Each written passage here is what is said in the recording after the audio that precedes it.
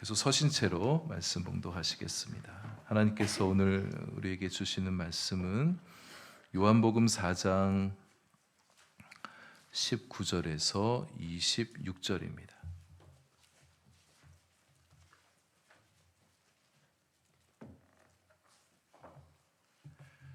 요한복음 4장 19절에서 26절 한 절씩 교독하겠습니다.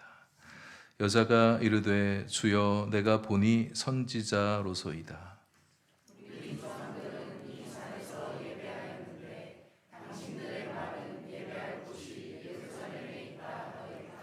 예수께서 이르시되 여자여 내 말을 믿으라. 이 산에서도 말고 예루살렘에서도 말고 너희가 아버지께 예배할 때가 이르리라.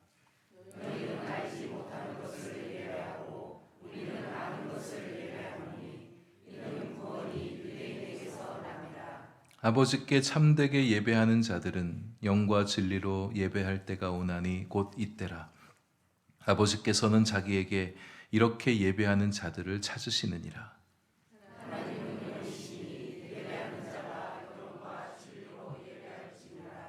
여자가 이르되 메시아 곧 그리스도라 하는 이가 오실 줄을 내가 아노니 그가 오시면 모든 것을 우리에게 알려주시리이다. 예수께서 이르시되 내게 말하는 내가 그라 하시니라. 아멘. 기도하겠습니다. 하나님, 이제 주님 말씀 시간입니다. 주님 존전에 서 있는 저희들, 우리가 주님을 더 알기 원하고 주님 음성 듣기를 사모합니다. 들려주시는 말씀 통하여 믿음이 더 자라게 하시고 특별히 하나님께서 기뻐하시는 예배자로 세워져 가는 저희들 되게 하여 주옵소서. 예수님 이름으로 기도합니다.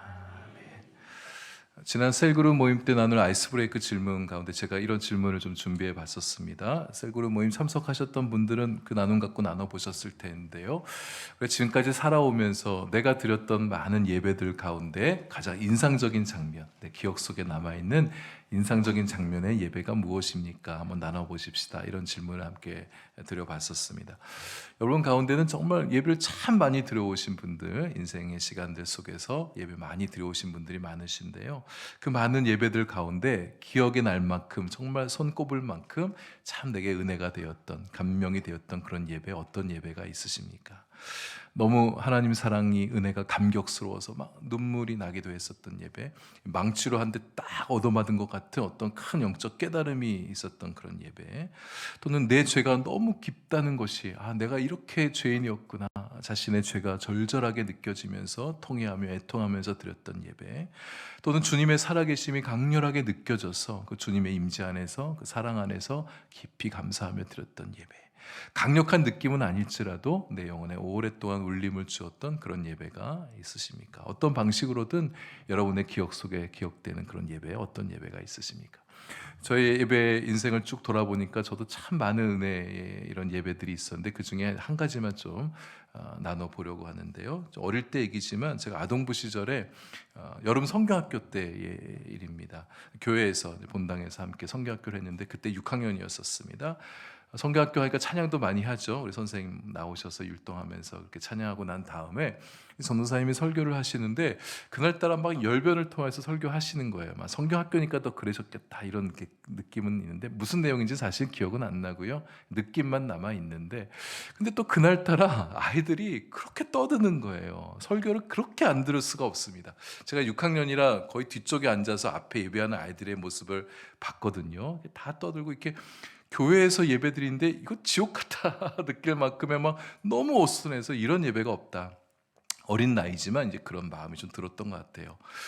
저는 장차 목사가 될 사람이니까 떡잎부터 달랐을 것이다. 저도 안 그랬습니다. 저도 아이들과 함께, 육한 애들과 함께 수근수근 대면서 떠들었는데, 왜 떠들었냐면 제가 평상시 예배 떠들지 않았는데요. 그때는 떠들었던 이유가 그날 성경학교에 육손이가 왔었어요. 6학년, 여러분 6손가락 있는 사람 본 적 있으세요? 요즘은 거의 없는데 옛날에 그런 사람들 꽤 있었잖아요. 우리들끼리 신기하다고만 놀리면서, 저는 놀리지 않았지만 애들이 막 이렇게 놀릴 때 같이 킥킥대면서 그렇게 떠들었던 그 기억이 있는데요.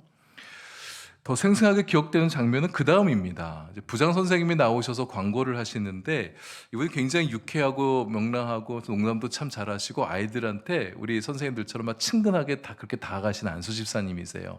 평소 같으면 야 너네 왜 이렇게 떠드냐 막 한 소리 크게 야단치고 예배 시간 그러면 안 되지 막 이렇게 혼낸 다음에 뭐 다 같이 합주의가 됩시다 합 뭐 이렇게 한다면서 조용히 시키고 광고하고 내려가시는 분이신데 그날따라 올라오셔서 아무런 화장을 가만히 계시는 거예요. 애들이 조용해질 때까지. 그러더니 우시는 겁니다. 그러면서 정확한 워딩은 기억나지 않는데 이런 두 가지 포인트는 여기 있습니다. 하나님께서는 너희들 예배 잘하는 사람들이 되길 바라셔. 이 포인트 하나랑 그리고 너희들이 이렇게 예배하면 우리 하나님 슬퍼하셔.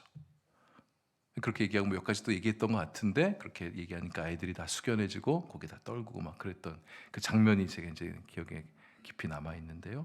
이렇게 예배하면 하나님이 슬퍼하신다.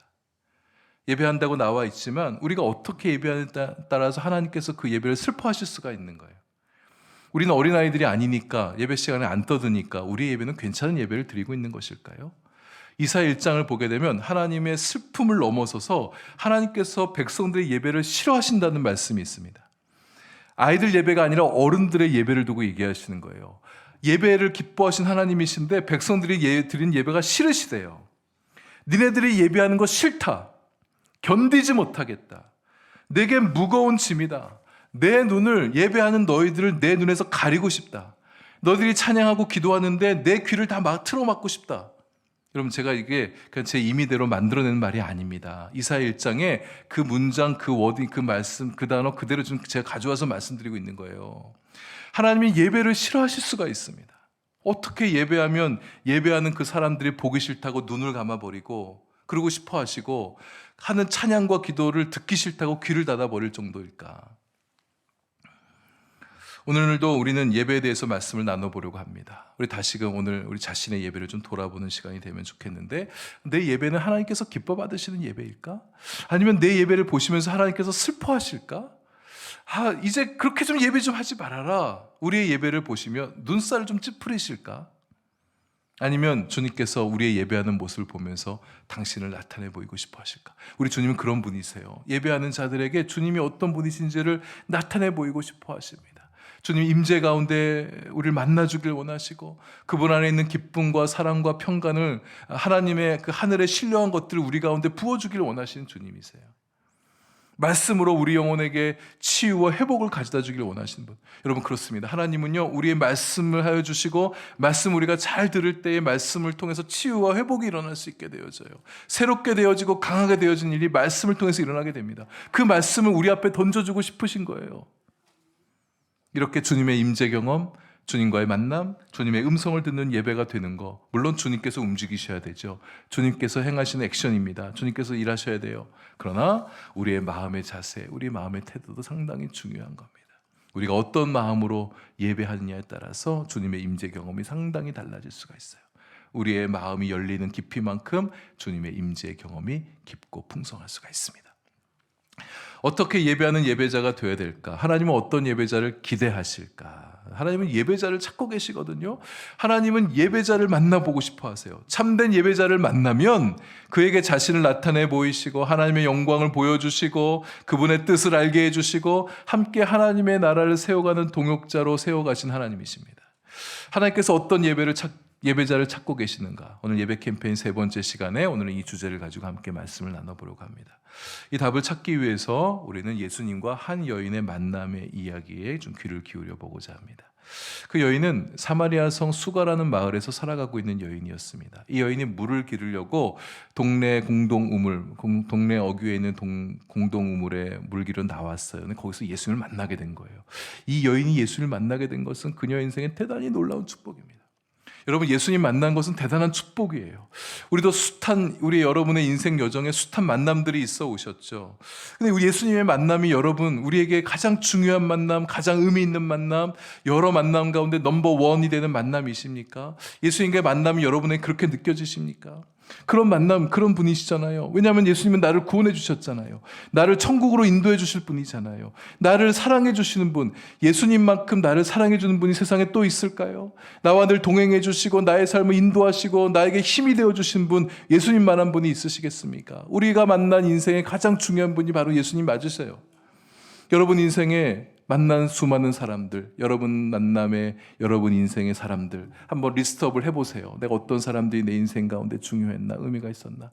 그 가운데 예수님은 몇 번째 순위이십니까? 진짜 넘버원이십니까? 아니면 내 인생에 만난 사람들 50명, 100명 가운데 한 10위쯤, 20위쯤, 30위쯤 그렇게 위치하고 있는 것은 아닐까요? 예수님과의 여인과의 대화가 정말 중요한 대화를 정말 많이 해요. 이 요한복음 4장에 예수님과 여인의 만남 이야기는 우리가 예수님과의 만나는 그 어떤 굉장히 중요한 스탠다드 어떤 만남에 대해서 좀 정말 좋은 만남이 어떤 만남일까에 대해서 다 얘기해 주고 있는 것 같아요.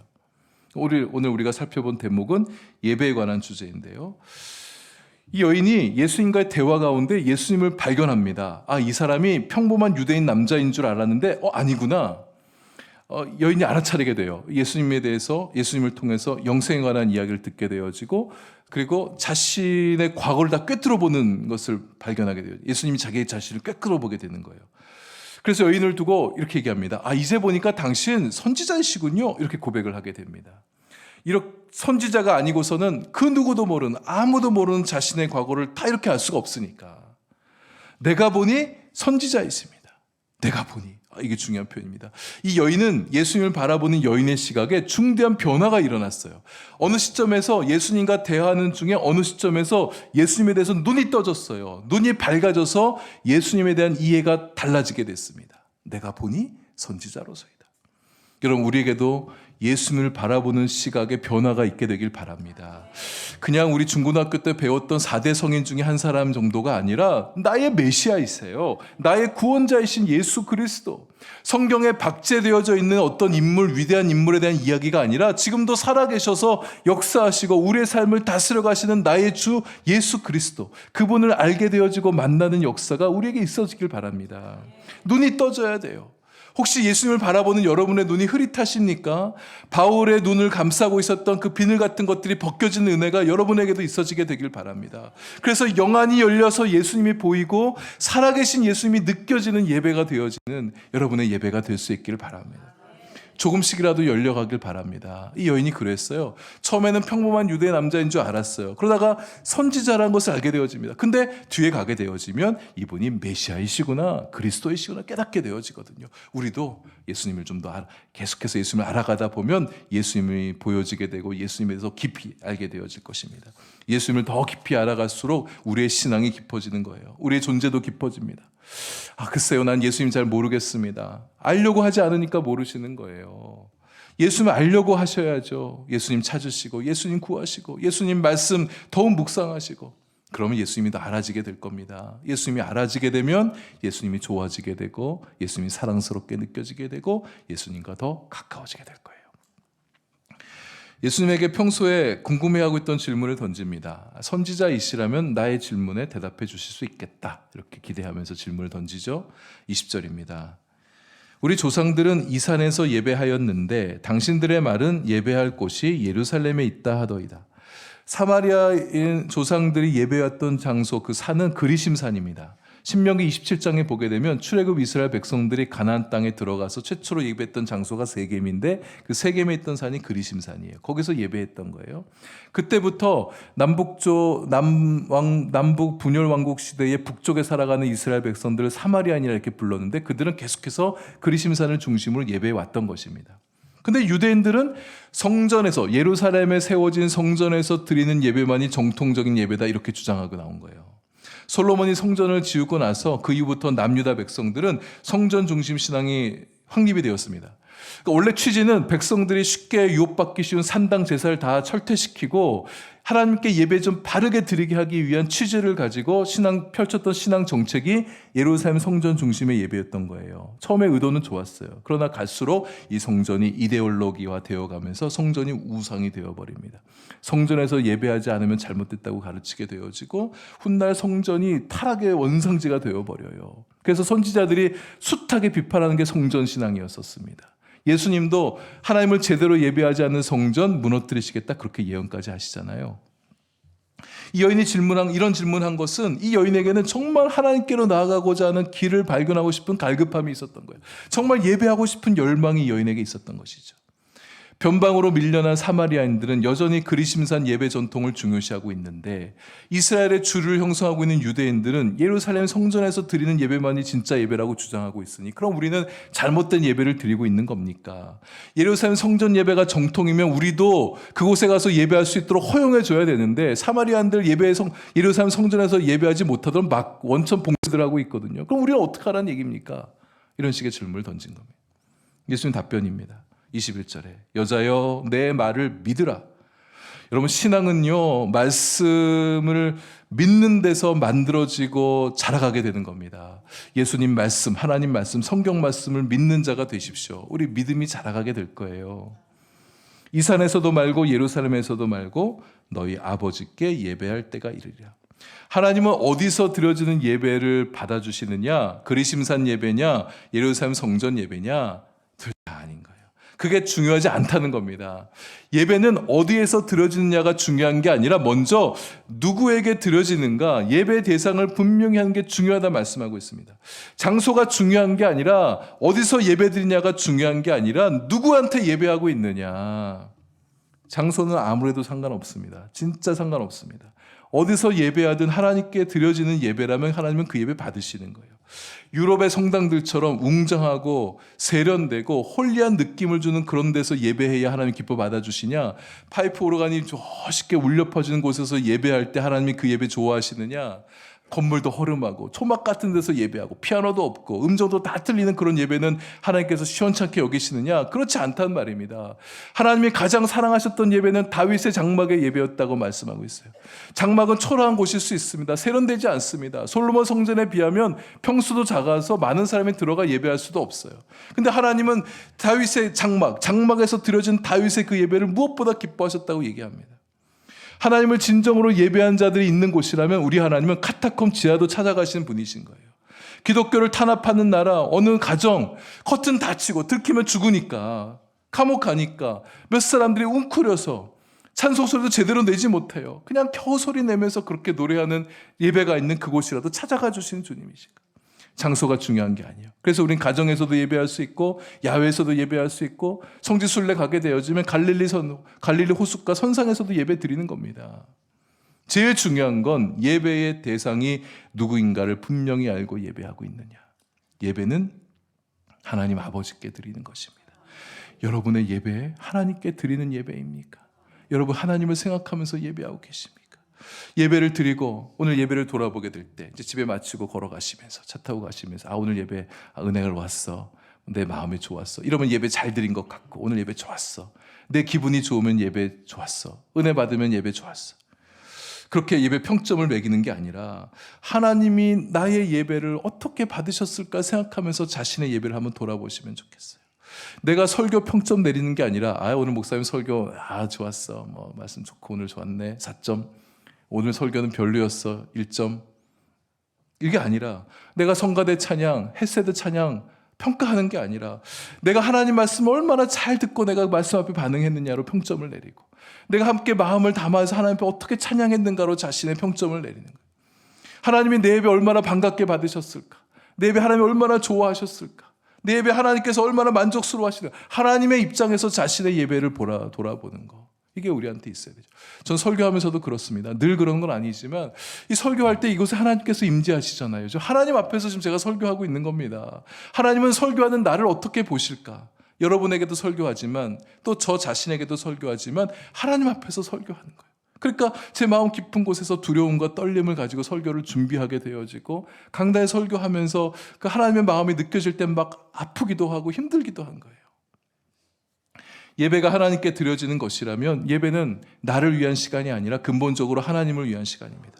예배는 내가 위로받고 내가 힘을 얻고 내가 만족하기 위해서 하는 게 아니라 하나님 높여드리고 하나님 영광을 찬양하고 하나님을 기쁘시게 해드리기 위해서 드리는 거예요. 여러분 오늘도 하나님을 높여드리기 위해서 이 자리에 나와 계십니까? 여러분의 창조주, 여러분의 구원자, 여러분을 다스리신 분, 여러분의 주인이신 우리 하나님 앞에 예배하기 위해서 이 자리에 나오셨습니다. 예배의 대상을 우리 다시 명확하게 하십시다. 예배는 나를 위해서 하는 게 아니라 우리 주님을 높여드리기 위해서 하는 거예요. 그러니 하나님 앞에서 우리 예의를 갖추고 하나님 앞에서 정중하고 하나님 앞에서 겸손해야겠습니다. 근데 예수님께서 하나님께 예배하는 걸 말씀하시는데 하나님이란 말보다 아버지란 표현을 더 많이 쓰시는 것을 보게 됩니다. 21절에 아버지께 예배할 때가 이르리라. 23절 아버지께 참되게 예배하는 자. 아버지께서는 하나님의 인격적 친밀함을 강조하고 있는 거죠. 하나님은 아버지신데 그 하나님은 어떤 아버지시냐? 사납고 포악하고 엄하고 무서운 아버지가 아니라 자상하신 아버지, 친절하신 아버지, 친밀하신 아버지, 인격적인 아버지, 사랑과 격려하신 아버지, 위로해 주신 아버지, 품어주신 아버지라는 거예요. 너희가 아버지께 예배하고 있다. 너희가 하나님 아버지께 예배하고 있다. 우리가 예배할 때 여러분 하나님 아버지, 내가 지금 아버지 앞에 예배하고 있구나. 아버지 앞에 나아가는 딸, 아버지 앞에 나아가는 아들의 마음을 가지고 예배하라 이렇게 말씀해 주고 있는 거예요. 우리가 진정으로 하나님 예배하게 되어지면 하나님은 아버지의 눈빛으로 우리 한 사람 한 사람을 바라봐 주십니다. 우리가 진정으로 예배할 때 하나님은 아버지의 마음으로 우리를 품어주시는 거예요. 그래서 예배 중에 위로도 경험하고 예배 중에 새 소망을 얻기도 되어지고 하나님의 임재 안에서 따뜻함과 사랑과 은총도 경험하게 되는 거죠. 하나님이 임재하신 곳엔 사랑이 있습니다. 은혜가 있습니다. 우리가 하나님의 임재 안에서 예배할 때 그 사랑도 느껴지게 되는 거예요. 은혜도 느껴지고 그 하나님의 품 안에서 안식도 누리고 평안한 마음을 갖게 되어지는 거죠. 하나님이 예배 중에 주시는 은혜인 것이죠. 둘째, 우리가 하나님을 참되게 예배하기 위해서는 알아야 됩니다. 22절에 너희는 알지 못하는 것을 예배한다. 우리는 아는 것을 예배한다. 이 사마리아 사람들은 뭘 몰랐다는 걸까요? 그들은 참된 예배가 뭔지를 몰랐어요. 그냥 전통에 따라서 예배할 뿐입니다. 습관에 따라서 예배할 뿐이에요. 우리가 예배할 때 알아야 돼요. 뭘 알아야 되냐?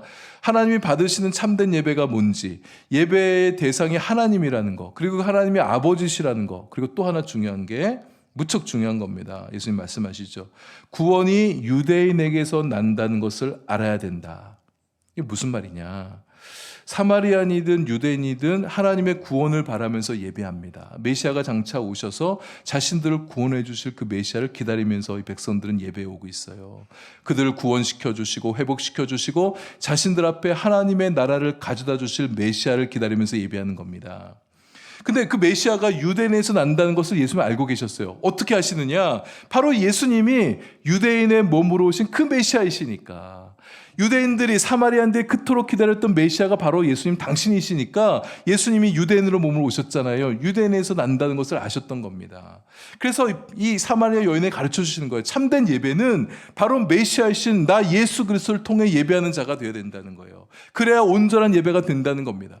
요한복음 14장 6절에서 나는 길이요 진리요 생명이라고 말씀하셨어요. 나로 말미암지 않고는 아버지께로 올 자가 없다고 말씀하셨어요. 그때 길, 진리, 생명 앞에는 정관사가 붙어 있습니다. 내가 유일한 길이라고, 내가 유일한 진리, 내가 유일한 생명, 아버지께 이르는 유일한 길, 진리, 생명이라고 주님께서 말씀하셨던 거예요. 그래서 이제 예배할 때는 예수 그리스도를 통하여 예배해야 하나님 앞에 온전한 예배가 드려질 수 있다는 것을 말씀해 주시는 거예요. 하나님께 참되게 예배하는 자들은 영과 진리로 예배할 때가 오나니 곧 이때라. 진리는, 여기 진리는 진실함을 말하기도 하지만 더욱 중요하게는 진리이신 예수 그리스도를 말하는 겁니다. 예수님 오신 이후로는 구원도 예수 그리스도로 말미암지 않고는 없어요. 예수님 오신 이후로는 이제 예배도 예수 그리스도를 통하여 예배해야 참된 예배가 되는 것입니다. 하나님을 참되게 예배하는 자, 예수님 오신 이후로는 예수님과 함께 예수님을 통해서 예배하는 거예요. 여러분, 예수님을 통해서 예배하게 된다는 게 얼마나 놀랍고 감격스러운 일인지 몰라요. 만약 예수님을 통해서 예배하지 않으면 우리 어떻게 예배할 수 있습니까? 구약시대 제사드렸던 그 모습 그대로 예배해야 되는 거 아니겠어요? 딱 제단 펼쳐놓고 양 잡아다가 틀고 피 흘리고 번제물 막 태우면서 기름이 향기로운 기름이 되어서 주님께 향기가 되어서 올라가게. 우리 예배 때마다 여기 이제 제단 펼쳐놓고 소 잡고 양 잡고 이렇게 해야 돼서 예배 드려야 되는 거예요. 그럼 예수 그리스도께서 우리의 속죄와 구원의 희생제물이 되어주셨기 때문에 우리는 구약 제사 방식으로 더 이상 예배하지 않습니다. 예수 그리스도의 보혈이 어린 양의 피를 대신합니다. 예수 그리스도의 십자가의 죽으심이 양과 소의 빈번한 희생 제사를 대신하게 된 거예요. 이렇게 구약적 방식의 예배 시대는 종결이 되어졌습니다. 예수 그리스도를 통하여 하나님 앞에 나아가는 은혜의 시대가, 은총의 시대가 열리게 된 것이죠. 여러분, 우리는 예수님을 통해서 예배하는 거예요. 그래서 예배할 때마다 예수님의 보혈을 의지하십시다. 예수님의 보혈이 우리의 죄를 다 씻어주세요. 여러분, 우리가 더 예배에 대해서 민감해지고 하나님을 알면 할수록 우리의 죄가 더 보이게 되어집니다. 예배 가운데 우리의 죄를 씻겨주신 보혈을 의지하시고 주님의 십자가 붙들고 그리스도의 중보자 되신 예수 그리스도, 중보자이신 예수 그리스도를 통하여 주님께 나아가는, 하나님께 나아가는 우리가 되어야 돼요. 셋째, 하나님은 영과 진리로 예배하는 자를 찾으신다. 영으로 예배하는 거예요. 예배는 영이신 하나님께 나의 영이 반응하면서 하는 예배입니다. 영은 영으로 만나는 거예요. 우리가 영으로 예배할 때 하나님 앞에 온전한 예배가 되어진다. 내 영이 주님께로 열리게 되면 영이신 하나님께서 우리 가운데 가까이 오신다. 영은 나의 존재의 본질을 의미하는 겁니다. 나를 나되게 하는 것이 영이에요. 영으로 예배한다는 것은 내 존재의 중심이 하나님께로 향하는 것입니다. 나의 전 존재를 기울여 주님께 나아가는 것, 이게 영으로 예배한다는 의미예요. 나를 다 드리는 예배가 되는 것. 몸은 이 자리에 나와 있지만 내 영이 주님을 향하지 않으면 그 예배 하나님께서 받으신 예배가 아닙니다. 우리 존재 안에 마음보다 더 깊은 실체가 영인데 이게 우리가 영에 대한 자각이 좀 쉽지가 않습니다. 영의 실체를 아직 느끼기 어렵다면 우리가 일단 마음을 주님께로 향한다 이렇게 생각하셔도 좋겠습니다. 왜냐하면 성경에서 영과 마음을 동일하게 쓰는 표현들이 상당히 많이 나오고요. 영도 마음 안에 위치한 것일 수 있다고 볼 수 있어요.